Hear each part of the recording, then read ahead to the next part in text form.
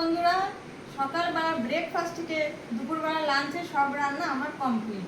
তো সেইগুলোই তোমাদের সঙ্গে শেয়ার করতে চলে এলাম।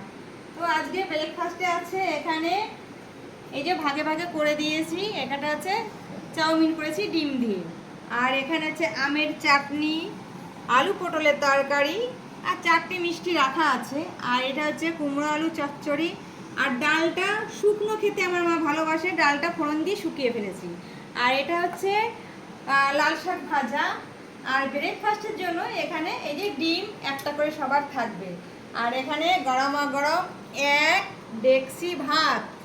আর এই ভাতের সঙ্গে যেটা সবার প্রিয় সেটা হচ্ছে চিকেনের ঝোল আলু দিয়ে। তো বন্ধুরা, এটাই হচ্ছে আজকে আমাদের সকাল দুপুর দুবেলারই রান্না কমপ্লিট যাকে বলে। তো দেরি না করে এবার ডিমটাকে ছুলে দিই, ব্রেকফাস্টের ডিমের প্লেটটা সাজিয়ে দেবো।